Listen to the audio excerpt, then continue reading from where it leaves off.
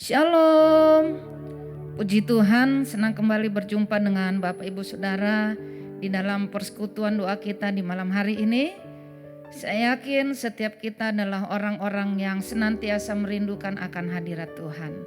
Malam hari ini biar kiranya setiap kita boleh mengalami kasih dan jamahan kuasa Tuhan, dan setiap kita boleh mengalami perjumpaan secara pribadi dengan Tuhan Yesus. Mari sama-sama kita datang menyembah Tuhan, kita agungkan Tuhan, kita undang Dia hadir dalam setiap pribadi kita. Hanya Engkau Tuhan yang layak untuk kami tinggikan dan kami agungkan. Di malam hari ini Tuhan, tidak ada sukacita yang lain selain daripada kami duduk diam di hadirat Tuhan. Biar kiranya kedamaian, ketenangan boleh kami dapatkan, dan kami beroleh kekuatan yang baru di dalam hadirat Tuhan. Malam hari ini hanya orang-orang yang menanti-nantikan Tuhan, mereka yang akan mengalami perjumpaan secara pribadi dengan Engkau, dan hanya orang-orang yang merindukan hadirat Tuhan, mereka yang akan mengalami kesegaran yang baru ketika mereka berjumpa dengan Tuhan. Terima kasih Bapa, hanya kemuliaan-Mu yang sanggup memulihkan setiap kehidupan kami. Amin.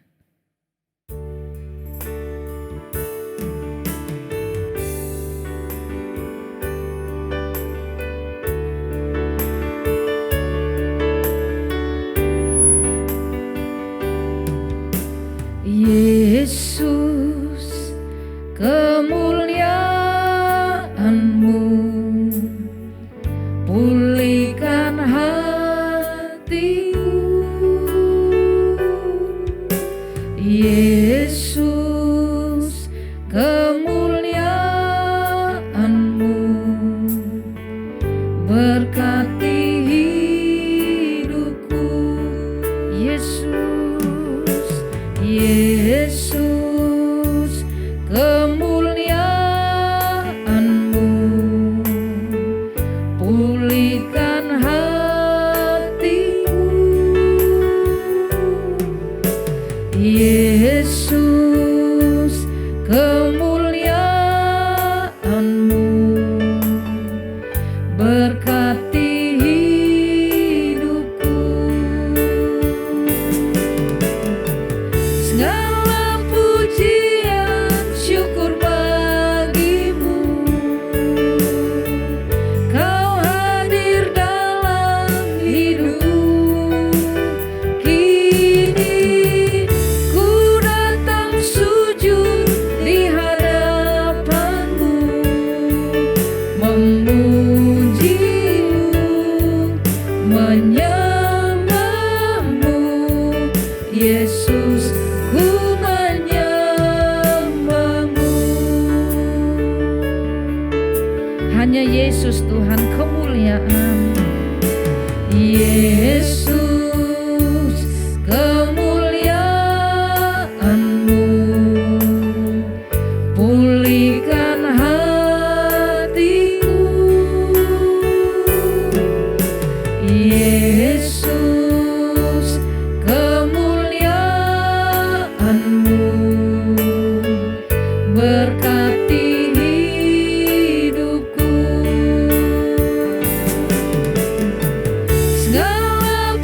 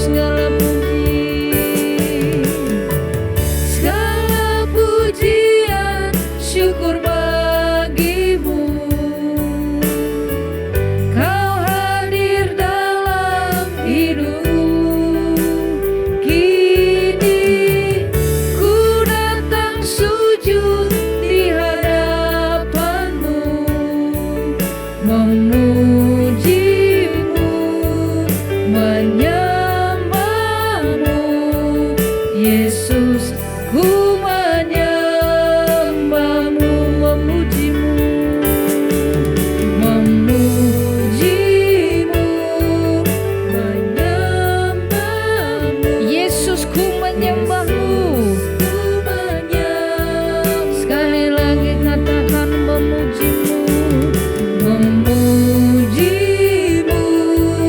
menyembahmu, Yesus, ku menyembahmu.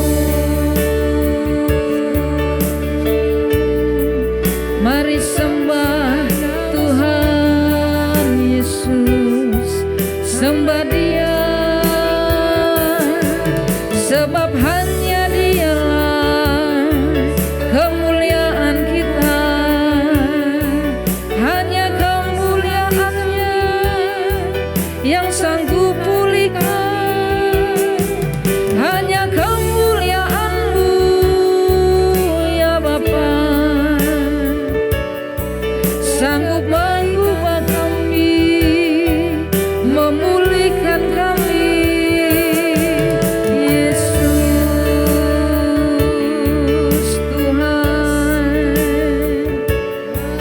Tiada ada yang lain yang kusukai selain kami mencari perkenanan-Mu ya Tuhan, sebab hanya pribadi-Mu itu yang kami perlu, hanya pribadi Allah saja yang kami mau cari malam ini. Ya Allah kami, ya Tuhan kami,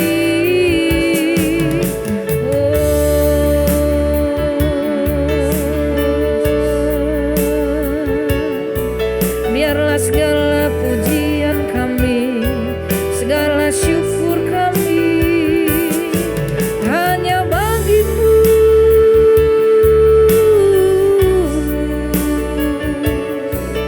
Hanya padamu Tuhan Yesus.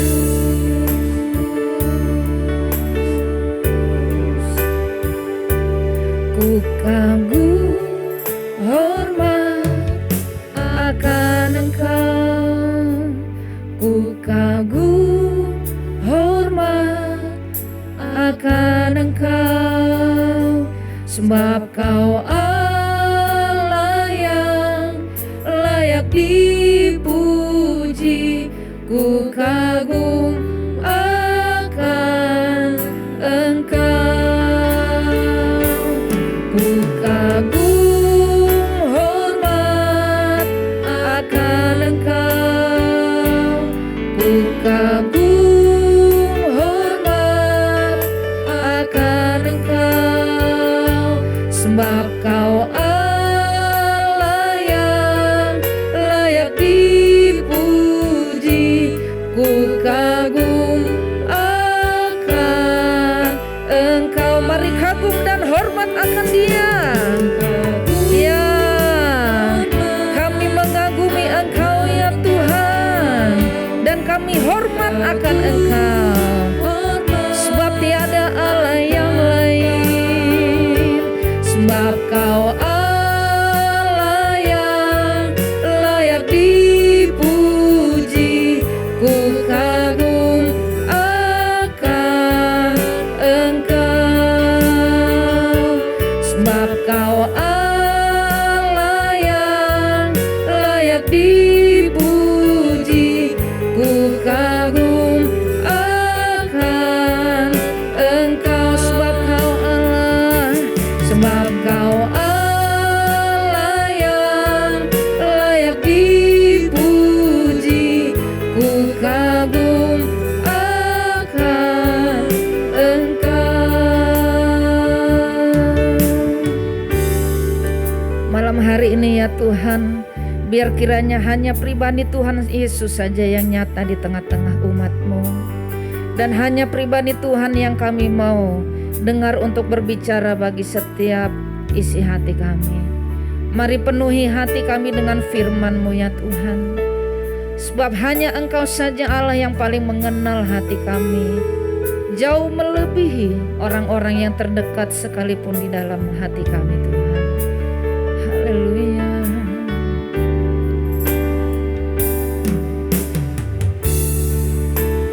Hanya dekat kasih-Mu Bapa,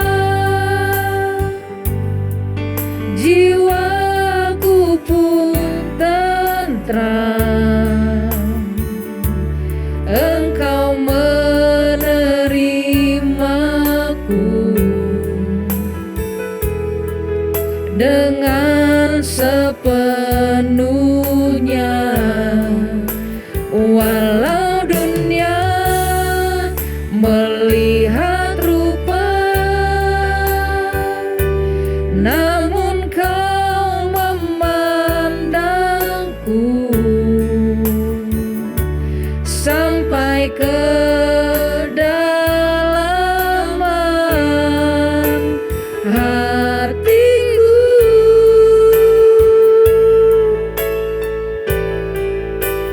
Tuhan, inilah yang ku tahu, Kau mengenal hatiku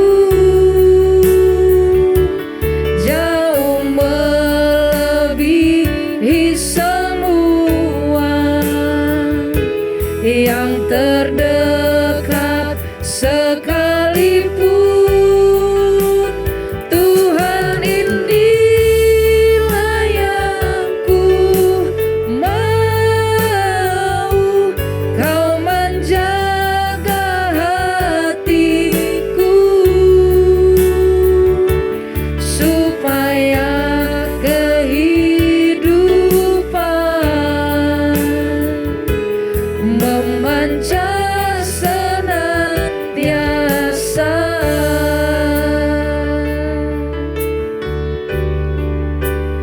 Hanya dekat kasih-Mu Bapa, jiwaku pun tentram.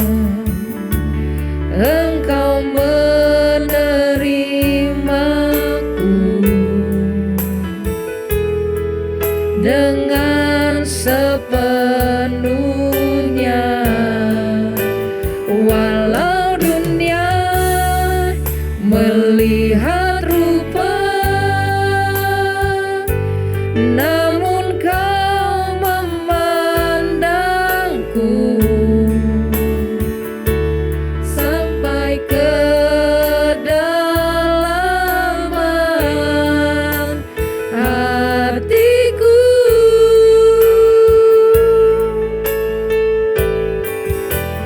Tuhan, inilah yang ku tahu, Kau mengenal hatiku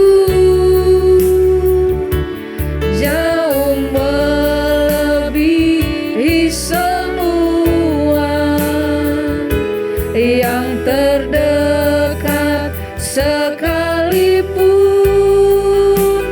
Tuhan, inilah yang ku mau, Kau menjaga hatiku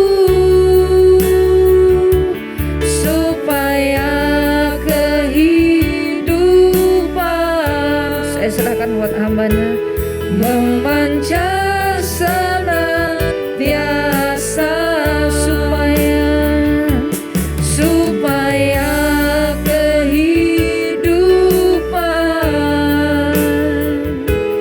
memancar senantiasa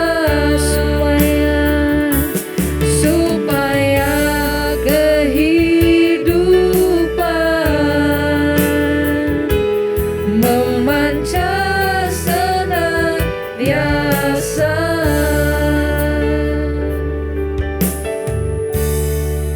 Tuhan, terima kasih Tuhan atas malam yang indah ini. Kami sudah bisa bersekutu bersama, berkumpul bersama di hari Selasa ini, di dalam doa ini. Dan sebentar kami mau mendengarkan isi hati-Mu. Kami ingin mendengarkan apa yang Kau ingin nyatakan kepada kami. Tuhan, rendahkan hati kami, Tuhan sertai selama firman berlangsung, agar apa yang Kau ingin katakan kepada kami bisa kami dengar, tapi nggak cuma itu bisa kami hidupi dalam keseharian kami. Terima kasih Tuhan. Dalam nama Tuhan Yesus kami berdoa dan mengucap syukur. Amin. Amin. Oke. Selamat malam Bapak Ibu, saudara sekalian. Selamat hari Selasa. Selamat memasuki bulan Mei. Pada malam hari ini saya mendapat sebuah tema yang sangat menarik dan sekaligus penting untuk kita bahas. Tema dari khotbah hari ini adalah menjaga hati. Menjaga hati. Sebuah tema yang tidak akan pernah lekang oleh waktu dan kayaknya selalu penting untuk kita dengar. Nah, sebelum kita lebih lanjut, mari kita membaca ayat emas kita, ayat utama kita pada hari ini yang diambil dari Amsal 4 ayat 23. Bunyinya, jagalah hatimu dengan segala kewaspadaan, karena dari situlah terpancar kehidupan. Sekali lagi, Amsal 4 ayat 23 bunyinya, jagalah hatimu dengan segala kewaspadaan, karena dari situlah terpancar kehidupan. Pengamsal pada teks kita hari ini mengajarkan sebuah hikmat yang sangat penting, Bapak Ibu. Katanya, guys, perhatikan apa yang ada di hatimu, berjaga-jagalah dengan waspada. Kehidupan kamu terpancar dari situ. Apa yang ada di hati akan tercerminkan keluar ke dalam kehidupanmu sehari-hari. Itu kata sang pengamsal. Nah, saudara-saudara, di tahun 2000-an ada satu lagu populer, lagu religi sih sebenarnya. Bukan dari agama kita, tapi dari agama saudara kita. Yang liriknya kira-kira begini. Jagalah hati, jangan kau kotori.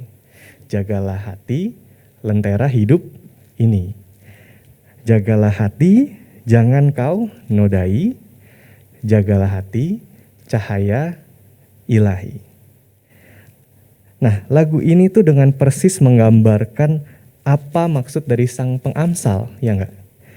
Jaga hati, jangan sampai kotor, jangan sampai ternodai. Kalau sang pengamsal pakai kata karena dari hati terpancar kehidupan, tapi kalau lagu ini memakai kata yang sebenarnya sama kok, sama indahnya. Jaga hati karena hati ini adalah lentera hidup ini. Dari sini kita belajar sebuah fakta bahwa apa yang ada di hatimu akan pula keluar ke dalam kehidupan nyata. Entah bisa melalui perkataan, entah bisa melalui perbuatan. Pada intinya apa yang ada di hati kita akan pula keluar ke dalam kehidupan nyata. Contoh, saudara-saudara. Jika hati Anda penuh dengan kebencian, misalnya, gak heran kalau di suatu waktu Anda memutuskan untuk berbuat jahat terhadap orang yang Anda benci. Ya enggak? Saya gak akan heran kalau kita tega menyakiti seseorang jika apa yang ada di hati kita adalah kepahitan dan rasa dengki. Pernah terjadi dalam hidup saudara? Saya yakin setiap kita pernah mengalami ini, bukan? Ini bukan perasaan yang asing, ini hal yang sangat dekat dengan keseharian kita. Ketika saking sebelnya kita sama seseorang, kita benci sama dia di dalam hati kita, sampai-sampai kita dengan tega sakitin dia. Contoh lain, kalau misalnya jika hati kita dipenuhi dengan ketamakan, hati yang terpaut pada memiliki uang gitu ya, dan memiliki harta yang banyak, hati yang begitu mencintai uang, saya nggak akan heran kalau sewaktu-waktu kita tega nipu orang, rela ngebuat orang lain menderita hanya untuk memperkaya diri kita sendiri. Belum lama ini kita mendengar banyak banget berita tentang investasi bodong. Kedoknya sih investasi, tapi setelah ditelusuri terkuak juga. Ternyata sebuah money game. di mana ada sebuah sistem yang dibangun yang ngebuat orang yang paling atas itu jadi yang paling kaya. Kayanya dari mana? Dari kerugian orang-orang yang bergabung pada tanda kutip investasi ini, orang-orang yang ada di bawahnya. Jadi orang-orang ini diberi janji dan harapan kalau nanti kamu akan dapat keuntungan sekian, ini investasi yang legit kok. Tapi jalan sebulan 2 bulan duitnya hilang. Diraup oleh orang yang ada di paling atas. Mereka dengan teganya menggunakan kepercayaan seseorang untuk menguntungkan diri sendiri. Hanya karena hatinya yang tamak dan cinta akan uang. Makanya ada sebuah quotes yang mengatakan seperti ini. At the heart of the problem is the problem of the heart. Inti atau hati dari sebuah permasalahan adalah sebuah permasalahan hati. Dan ini menjadi kebenaran pertama yang akan kita pelajari, Bapak Ibu Saudara. Apa yang ada di hulu akan mengalir ke hilir. Kalau misalnya di hulu sungai airnya kotor, sebut saja misalnya ada yang buang air kecil di situ ya. Itu air akan mengalir ke sepanjang sungai sampai ke hilir. Begitu juga dengan hati manusia. Apa yang ada di hatimu akan menggerakkan perilakumu. Apa yang menguasai hati Anda akan menguasai cara Anda berperilaku. Yesus pun mengatakan hal yang sama di dalam Matius 15. Katanya begini. Ini Yesus sendiri yang bilang, tetapi apa yang keluar dari mulut berasal dari hati. Dan itulah yang menajiskan orang. Karena dari hati timbul segala pikiran jahat, pembunuhan, perzinahan, percabulan, pencurian, sumpah palsu, dan hujat. Yesus mengatakan beberapa perbuatan yang jahat dan dari mana yang Yesus katakan sebagai sumber segala perbuatan jahat itu? Dari hati, Bapak Ibu. Maka dari itu, saudara-saudara, mari kita berhati-hati menjaga hati. Dari hati terpancar kehidupan, dari hati mengalir pada perbuatan, maka dari itu untuk menjaga hati adalah suatu hal yang penting, terutama sebagai pengikut Kristus. Itu poin pertama. Oke, kalau begitu, kalau saya sudah tahu bahwa permasalahannya ada di hati, permasalahan saya itu ada di hati, lalu apa yang dapat saya lakukan? Apa yang harus saya perbuat? Nah, sebelum kita masuk ke poin saya yang kedua, saya mau memperlihatkan beberapa gambar yang saya harap bisa membantu kita semakin mengerti firman Tuhan hari ini. Nah, gambar-gambar ini adalah gunung es, iceberg gitu ya. Mungkin saudara tahu film Titanic yang kapalnya nabrak sesuatu terus kapalnya jadi tenggelam menewaskan banyak orang. Nah, itu lagi apa yang ditabrak itu ini, Bapak Ibu. Oh, sini gambarnya. Yang ditabrak itu adalah gunung es. Gitu ya. Nah, lihat aja Bapak Ibu bisa lihat gunung es di sini. Mereka itu gede-gede banget. Tingginya itu bermeter-meter, lebarnya bisa sekian meter, beratnya pun bisa bertonton, ya namanya aja gunung gitu ya. Ya memang gede dan pastinya berat juga. Nah, yang menarik perhatian saya dari foto gunung es ini adalah hubungan antara apa yang kita bisa lihat di atas permukaan air dengan apa yang sesungguhnya ada di bawah permukaan airnya. Ini saudara, kalau misalnya kita naik perahu ke perairan Antartika gitu ya, kita bayangin aja, imajinasiin aja, kalau kita lagi menyusuri samudra Antartika menggunakan perahu, dan kita ketemu nih sama gunung-gunung es ini. Nah, apa yang kita bisa lihat adalah apa yang ada di atas permukaan air. Bisa aja tinggi gunung esnya itu 10 meter, bisa aja 20 meter, berapapun lah itu. Intinya ketika kita berada di atas permukaan air, apa yang kita bisa lihat ya adalah bagian atas dari gunung esnya. Kita gak bisa lihat dan sama sekali mungkin gak tahu apa yang berada di bawah. Kita bisa lihat apa yang di atas permukaan air, tapi kita nggak punya persepsi terhadap apa yang realita yang ada di bawahnya. Padahal seringkali apa yang ada di bawah itu justru lebih besar ya. Lihat aja gambar-gambar yang di sebelah ini kan. Apa yang ada di bawah itu justru jauh lebih besar dari apa yang ada di atas. Dia lebih besar, lebih lebar, lebih dalam, yang justru adalah gunung es yang sesungguhnya. Bagi yang di atas itu hanyalah sebuah perwakilan dari apa yang sebenarnya berada di bawah gitu, yang sesungguhnya jauh lebih besar dari apa yang ada di atas. Nah, menarik gak sih Bapak Ibu? Gunung es ini memperlihatkan sebuah kontras gitu ya, antara apa yang bisa kita lihat dengan realita yang ada di bawah permukaan. Dan gunung es ini menangkap betul apa yang menjadi pembahasan kita hari ini. Seringkali dalam kehidupan sehari-hari kita itu berpapasan dan berinteraksi dengan apa yang terlihat di luar saja, di atas permukaan saja. Oh, si A itu ramah, dia selalu senyum. Si B itu orangnya judes, gak pernah senyum kalau ngobrol. Si C itu orangnya baik banget. Oh, tapi kalau D itu orangnya cuek, kurang baik. Yang kita sering temui adalah perilaku-perilaku yang bersifat eksternal, bersifat di atas permukaan, superficial. Dan sayangnya gini, kalau kita ngelihat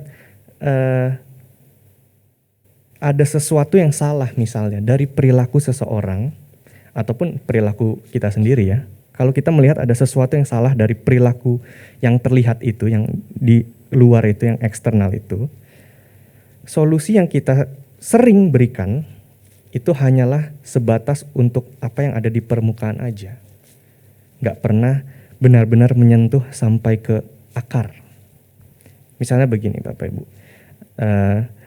bayangin aja cerita ini, bayangkan saudara punya anak, dan belakangan ini Anda perhatikan, oh kok anak Anda itu suka pulang malam-malam ya, suka main sama teman-temannya sampai malam dan malam banget deh pulangnya, gitu ya.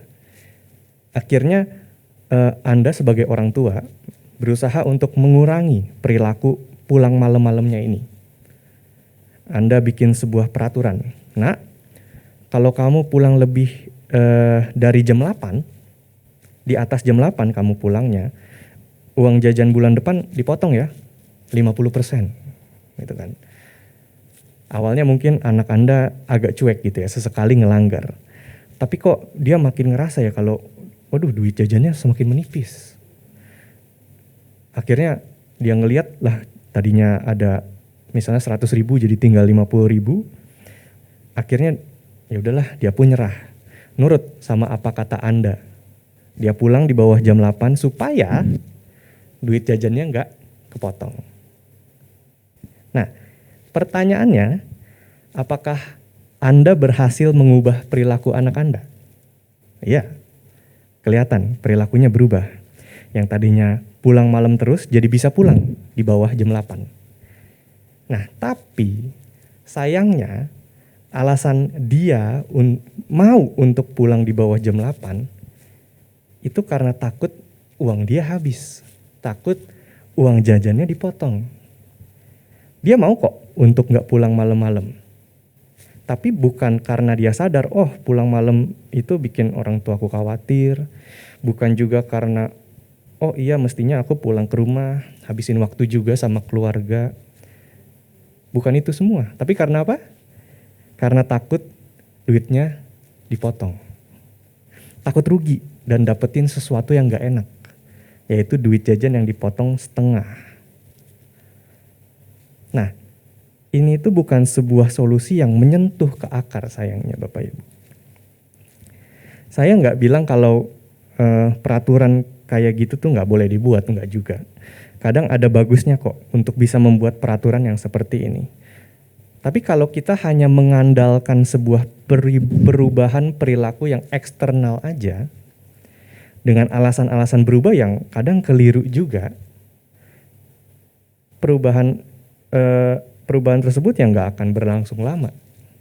Saya yakin perubahan itu nggak akan berlangsung lama. Dan jangan salah juga saudara, di gereja pun kita sering loh menemukan hal-hal yang seperti ini. Ada beberapa pendeta yang mau jemaatnya untuk bertobat gitu ya, mau jemaatnya untuk mengubah kehidupannya dengan cara kadang melontarkan sebuah ancaman. Bilangnya begini, oh kamu itu harus bertobat. Karena kalau enggak kamu akan masuk neraka dan tersiksa seumur hidup oleh api yang gak akan padam. Oke, statement ini mungkin ada benarnya, tapi kalau hanya ditakut-takutin begini, apa yang tercipta hanyalah orang-orang Kristen yang bertobat hanya karena takut masuk neraka ketimbang cinta Tuhan. Mereka jadi orang-orang Kristen yang tanda kutip menggunakan Tuhan dengan tujuan menghindari tempat yang gak enak itu. Dan supaya bisa masuk ke tempat yang lebih enak gitu ya. Nggak ada sebenarnya perubahan hati menjadi hati yang tertuju kepada Tuhan. Nah, apakah kekristenan seperti itu? Sehingga begini saudara, kalau kita udah tahu permasalahan utamanya itu berada di hati, maka kita harus pahami ini juga.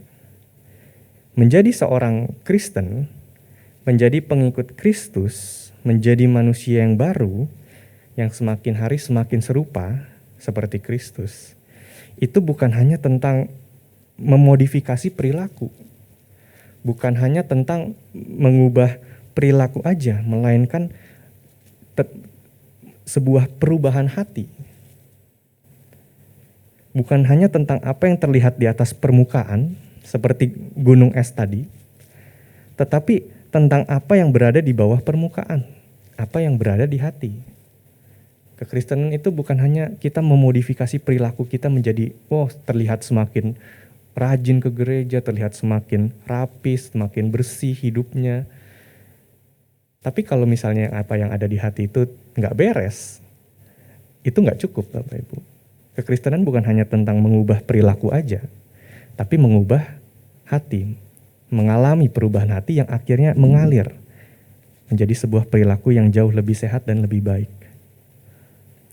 Nah sayangnya kita tuh nggak punya waktu banyak untuk mengeksplorasi ini lebih jauh, tapi perhatiin deh khotbah Yesus di bukit, di Matius 5.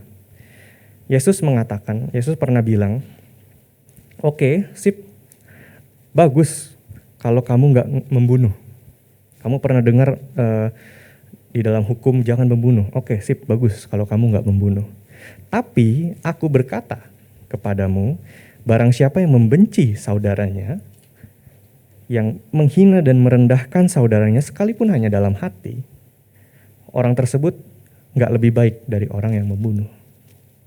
Ini Yesus loh, bukan saya. Yesus bilang juga, oke, sip, bagus. Kalau kamu nggak berzinah, oke, kamu pernah dengar di dalam hukum, jangan berzinah. Oke, sip, bagus. Kamu nggak berzinah.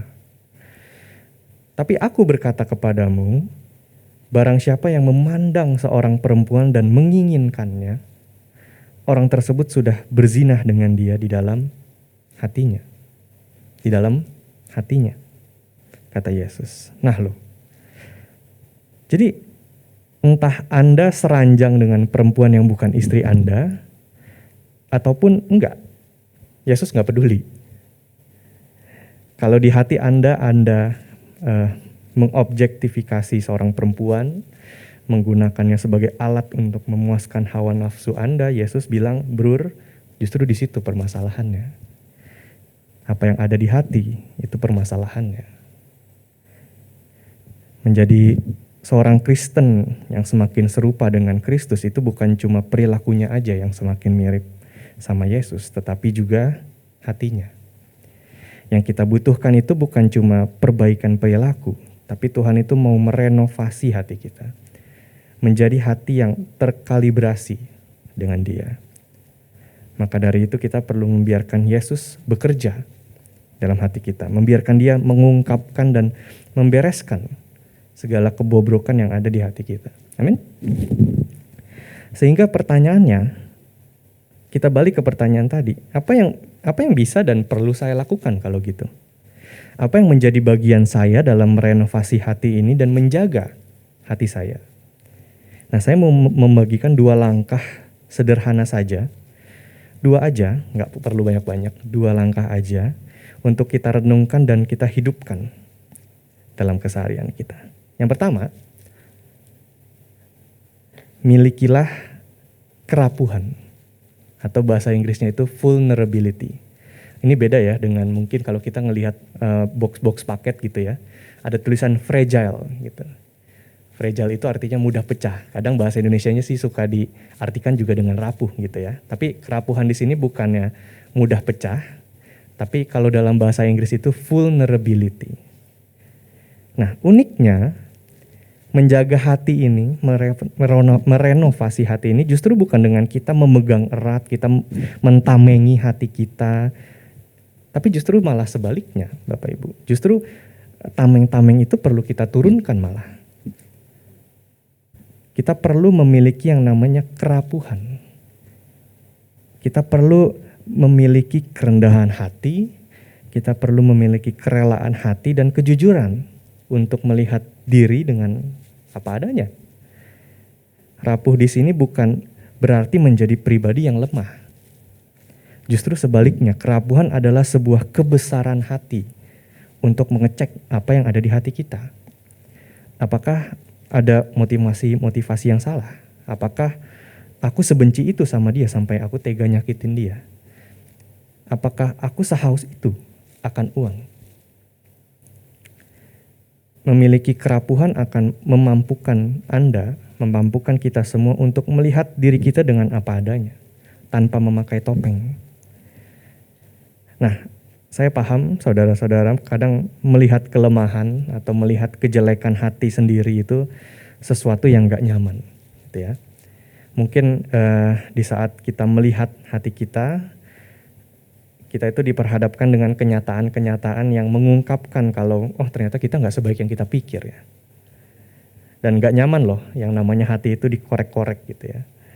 Dan biasanya apa yang kita lakukan ketika kita udah mulai gak nyaman gitu ya, kita pasang tembok-tembok pertahanan yang ngebuat kita jadi gak bisa melihat kondisi hati kita, gak bisa melihat kebobrokan hati kita yang sesungguhnya.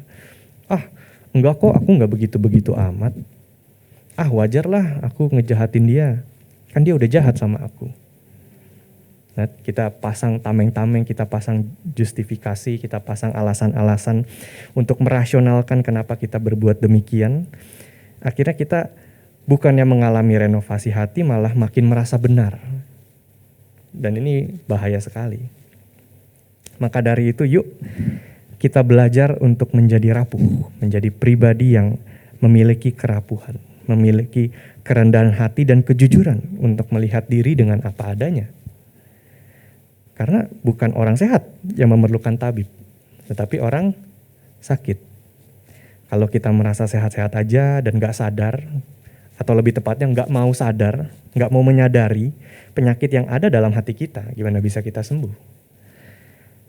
Yuk turunkan segala tembok-tembok pertahanan kita dan biarkan kita dengan jujur merefleksikan hati kita.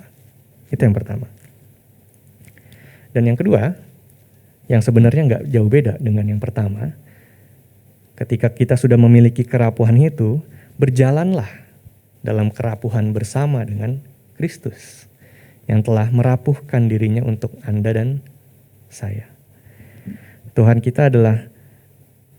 tidak pernah meninggalkan dan mau bekerja di dalam diri Anda, di dalam diri kita semua. Menjadi rapuh itu bukanlah suatu momen pertobatan yang terjadi sekali, melainkan sebuah pola hidup yang sehari-hari. Jika hidup kekristenan adalah pertobatan yang dilakukan setiap hari, bukankah menjadi pribadi yang rapuh juga perlu kita lakukan setiap hari? Menjadi sesuatu yang kontinum. Sembari Anda berjalan dalam anugerah yang Tuhan sediakan setiap hari, tetaplah selalu berjalan dalam kerapuhan dan kerendahan hati untuk mengecek setiap hari kondisi hati kita.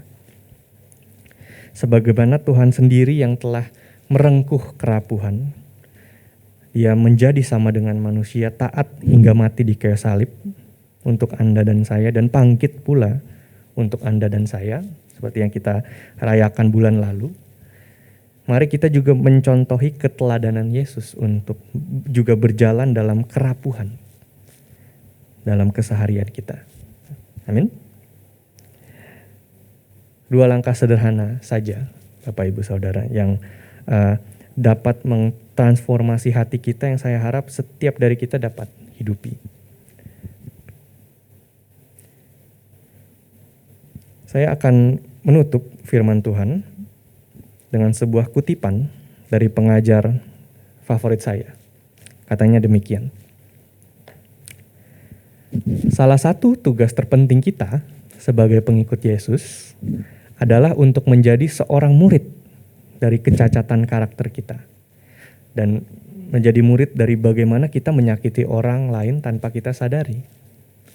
Menjadi murid di sini artinya kita perlu belajar dari segala kecacatan karakter kita, kegagalan-kegagalan karakter kita, dan bagaimana kita kadang suka menyakiti orang lain tanpa kita sadari. Semakin Anda sadar akan apa yang ada di hati Anda, dan semakin Anda sadar bagaimana hati Anda itu menghasilkan perilaku-perilaku yang menyakiti orang lain, maka semakin pula Anda menjadi anggota-anggota keluarga Allah yang membawa kehidupan bagi orang-orang di sekeliling Anda. Semakin Anda menyadari apa yang ada di hati Anda akan menjadi orang yang membawa kehidupan bagi orang lain dan bukan penderitaan. Anda akan menjadi orang yang membawa kasih bagi orang lain dan bukan kepahitan. Amin. Setiap dari kita memiliki tugas terpenting untuk menjadi rapuh dan mengecek hati kita sendiri.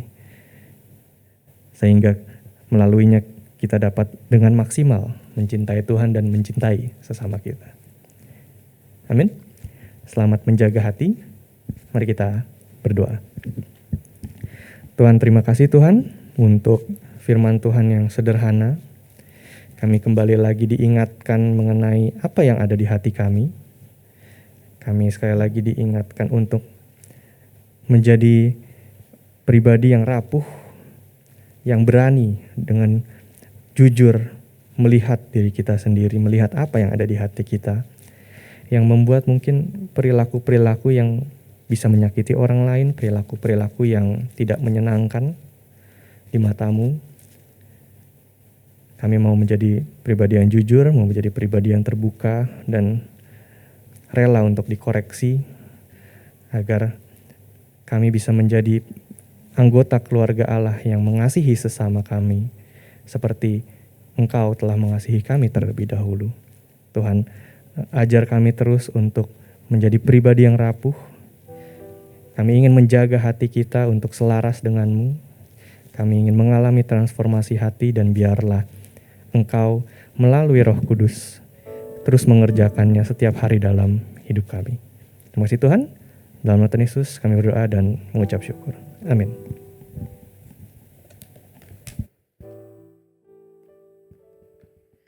Puji Tuhan, kita telah diberkati dengan renungan firman Tuhan pada malam hari ini.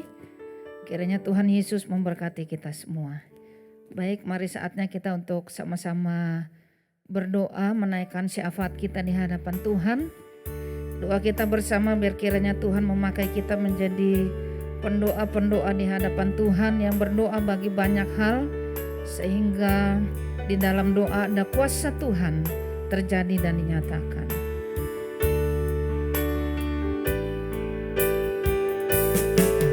Nyatakan kemuliaan-Nya pada segala bangsa, biar kuasa-Nya dinyatakan berlimpah. Bangkitlah gereja Tuhan, pandang sekelilingmu.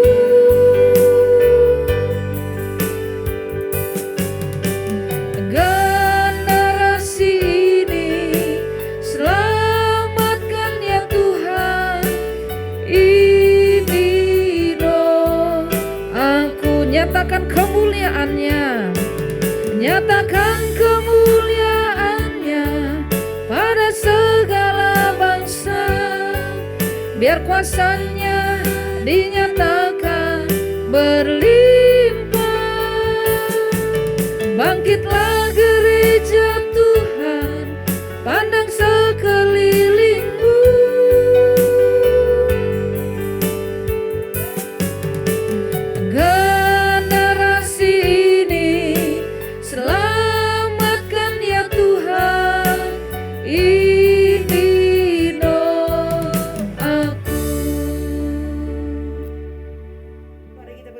hati kita untuk berdoa, dan sebelumnya saya akan bacakan firman Tuhan yang tertulis dalam Yohanes 15 ayat 7. Jikalau kamu tinggal di dalam aku dan firman-Ku tinggal di dalam kamu, mintalah apa saja yang kamu kehendaki dan kamu akan menerimanya. Mari Bapak Ibu yang dikasihi Tuhan dimanapun berada, mari kita tundukkan kepala dan kita berdoa. Malam ini Tuhan, kami datang secara khusus untuk mendoakan seluruh hamba-hamba-Mu, yaitu Bapak Gembala kami, baik juga Gembala senior, Gembala kami, dan juga Ibu Gembala dan seluruh staf Gembala yang Tuhan pakai di tempat ini untuk melayani kami semua.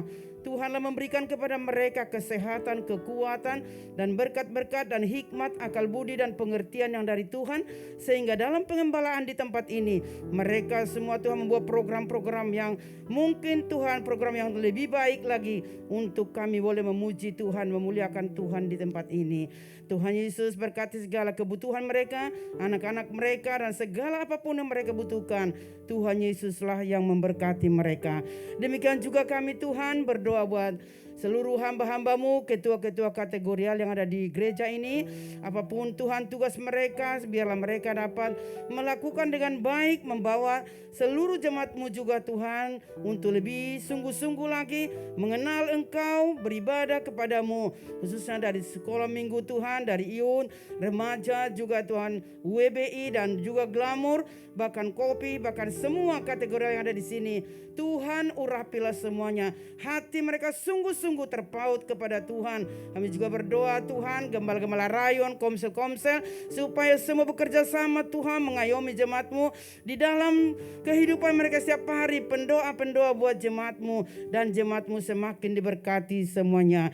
Kami juga berdoa Tuhan buat jemaat yang sedang bergumul saat ini, di mana mereka Tuhan masih banyak yang belum dapat pekerjaan, pergumulan-pergumulan mungkin lewat segala keuangan dan segala masalah apapun yang mereka alami.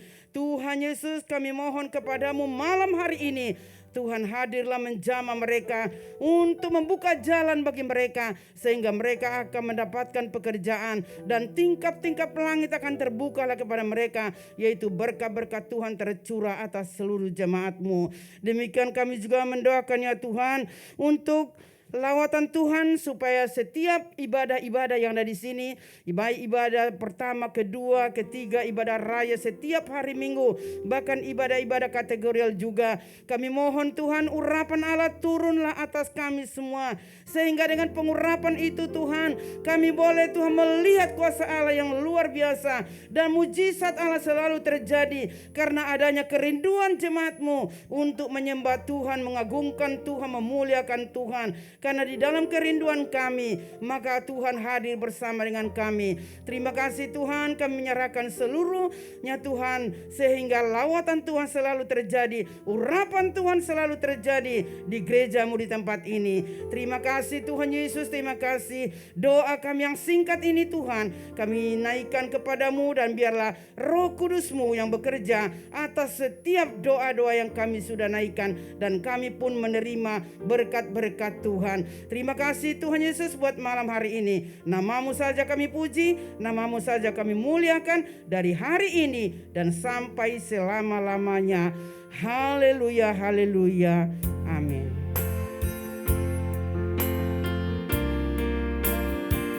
Ku yakin Kau hadir di sini, ku rasakan kuasa yang tak terbatas.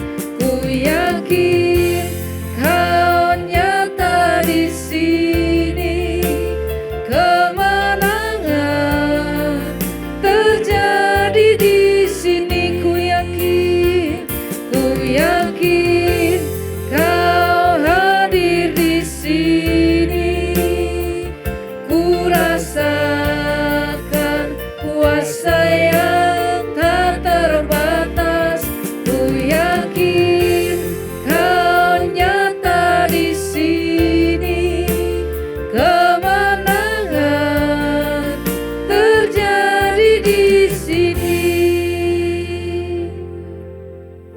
Kami yakin Tuhan bahwa Engkau hadir di tengah kami dimanapun kami berada. Dan kembali kami menaikkan doa syafaat kami di hadapan-Mu Tuhan. Kami berdoa untuk bangsa dan negara kami ya Tuhan.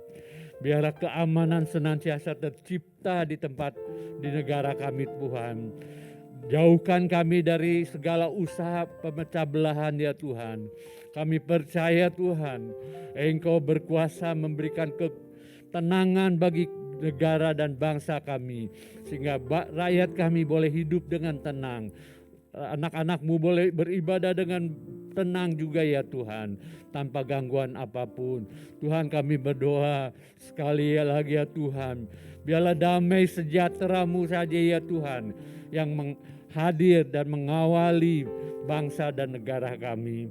Kami berdoa juga untuk secara khusus untuk kota kami tercinta Jakarta ini ya Tuhan. Tuhan, kami juga mohon ya Tuhan, Engkau berikan keamanan di kota kami ya Tuhan.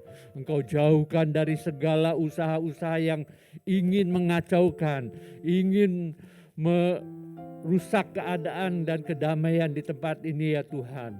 Tuhan, biarlah setiap orang penduduk dari kota kami ya Tuhan memiliki hati yang senantiasa berseru kepadamu. Kami berdoa juga untuk TNI Polri ya Tuhan yang menjaga keamanan. Berikan kepada mereka hikmat supaya mereka boleh menangani segala permasalahan yang timbul dan usaha-usaha yang ingin mengacaukan ya Tuhan dengan baik. Sehingga ya dengan demikian Tuhan ada ketenangan bagi penduduk bangsa dan khususnya ibu kota ini ya Bapa. Terima kasih Bapa. Sekali lagi kami menyerahkan seluruh doa kami di hadapan-Mu pada sore ini. Dan sebentar kami akan memberikan persembahan kami ya Tuhan. Biarlah apa yang kami berikan boleh berkenan di hadapan-Mu dan menjadi alat untuk pelebaran pekerjaan-Mu di dunia ini. Dalam nama Yesus Kristus kami bawa persembahan kami. Amin. Selamat memberi, Tuhan Yesus memberkati kita semua.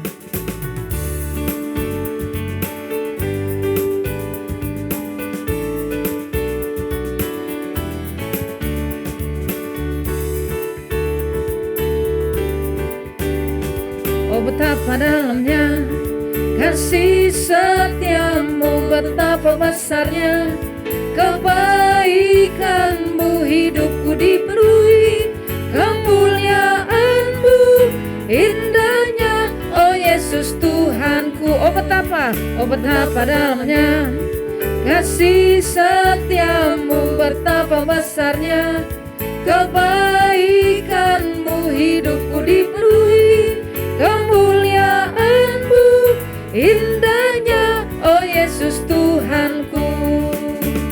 Sempurnalah kehidupanku sejak Kau hadir dalam hatiku. Kau perhatikanku setiap waktu.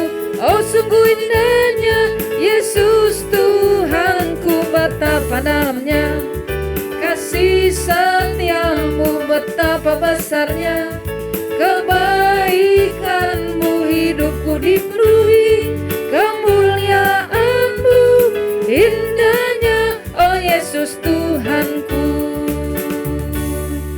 Puji Tuhan, terima kasih untuk setiap persembahan Bapak Ibu Saudara. Minggu depan kita tetap diundang hadir dalam ibadah doa dan firman Tuhan akan dilayani oleh PDP Boski Simatupang. Tuhan Yesus memberkati kita dan kita akan tutup ibadah doa pada malam hari ini. Kita akan terima berkat Tuhan. Kau Allah yang besar, ajaib dan mulia. Kau Yesus yang selalu membuatku terpesona. Segala pujian bagi-Mu ya Tuhan. Hanya Kau yang layak ku agungkan.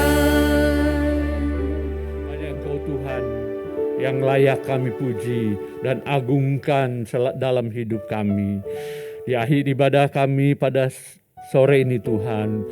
Kami kembalikan seluruh kemuliaan hanya bagi-Mu Tuhan. Biarlah apa yang kami kerjakan, yang kami lakukan di sore ini, firman yang telah kami dengar, doa-doa yang kami naikkan, pujian-pujian dan penyembahan yang telah kami nyatakan di hadapan-Mu itu juga Tuhan, boleh menyenangkan dan berkenan di hati-Mu. Dan sebentar Tuhan, kami akan berpisah satu dengan yang lain Tuhan. Pertemukan kami di minggu yang akan datang untuk tetap berdoa dan mendengarkan kebenaran firman-Mu. Terima kasih Bapa. Mari kita menerima berkat Tuhan. Kiranya damai sejahtera yang datangnya daripada Allah Bapa saja, cinta kasih daripada Yesus Kristus, serta persekutuan dengan Roh Kudus, itu saja yang terus mengawali kehidupan kita mulai saat ini sampai selama-lamanya. Amin. Selamat berjumpa di hari Selasa minggu depan. Kita akan terus berdoa, tetap memuji Tuhan, mendengarkan firman Tuhan. Tuhan memberkati.